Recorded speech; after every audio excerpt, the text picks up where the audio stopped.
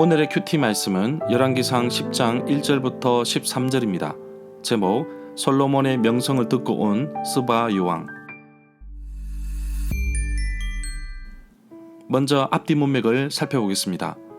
열왕기상 9장 후반부에서 솔로몬의 지혜, 듣는 마음이 점점 변해져가는 모습을 발견할 수 있었습니다.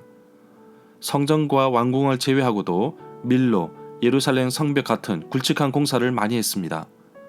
자연스레 역군, 강제 노역군이 많이 필요하였는데 솔로몬이 처음 여호와로부터 받은 지혜, 듣는 마음이 점점 자신의 공적을 쌓는 일에 지혜가 쓰이는 모습을 볼 수 있었습니다.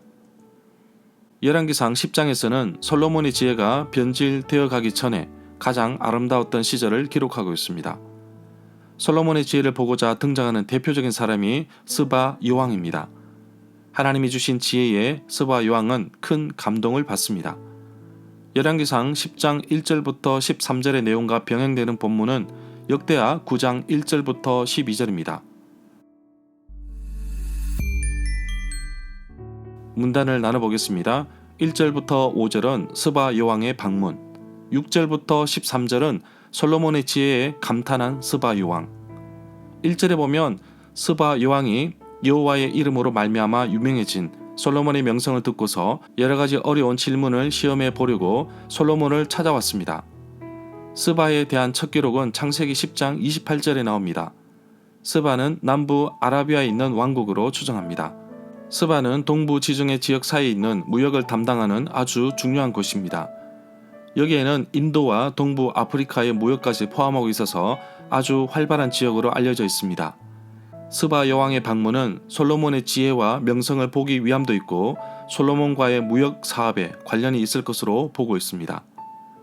3절부터 4절에 보면 스바 여왕이 묻는 온갖 질문에 빠짐없이 척척 대답해 주었고 또 솔로몬이 지은 왕궁을 두루 살펴보았습니다.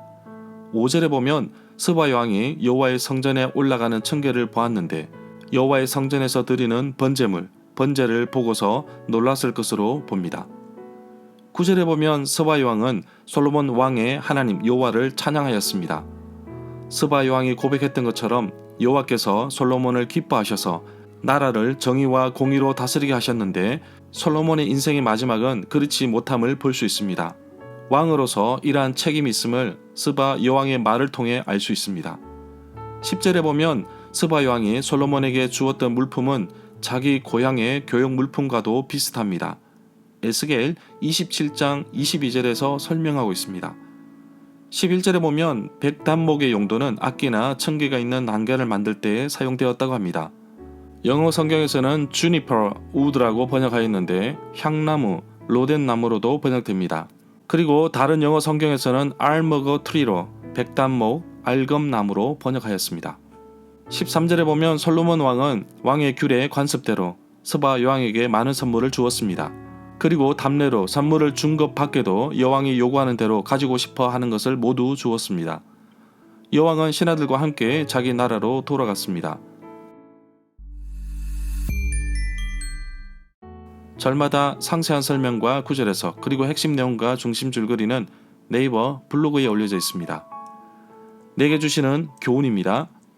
솔로몬에게 주신 지혜, 듣는 마음이 변질되기 전 그의 모습은 정말 여호와 하나님의 약속대로 온 세계의 명성을 떨쳤습니다.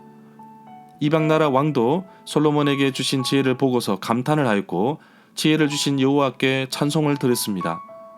그러나 솔로몬은 나이가 들수록 그의 지혜가 변질되는 것을 볼 수 있습니다. 예수님을 믿고서 정말 행복하고 즐거웠던 예수님과의 첫사랑을 여러분들은 여전히 가지고 계십니까? 신앙생활을 하면 할수록 나의 고집만 세워지고 남의 이야기보다 내 이야기만 더하고 남의 이야기는 듣지 않고 자신만 옳다고 내세우는 것은 마치 솔로몬이 여호와 하나님을 만났던 첫사랑을 잊어버린 것과 다름이 없다고 볼 수 있습니다. 하나님이 주신 지혜를 깨닫지 못하고 자신의 이익과 명예와 명성을 위하여 사용될 때는 하나님께서 가져가시는 것을 솔로몬은 몰랐던 것 같습니다. 삼손도 하나님께서 주신 힘을 하나님의 영광을 위해 쓰지 않았으니 가져가셨습니다. 나의 삶도 변질되기 전에 하나님의 영광을 위해 주께서 세우신 공동체를 위해 기꺼이 드려지고 쓰이기를 소망합니다. 솔로몬의 지혜를 보고서 이방 나라 여왕이 감동하고 여호와를 찬양하였던 것처럼 예수님을 모르는 사람들이 나의 신앙의 삶을 통해 예수님을 만나고 살아계신 하나님을 발견하는 계기가 되기를 원합니다. 우리는 창문입니다. 세상 사람들이 우리의 삶, 창문을 통해 하나님을 바라봅니다. 오늘도 내가 하나님 앞에서 깨끗한 창문처럼 올바르고 정결하게 살아가는 하루가 되기를 간절히 소망합니다.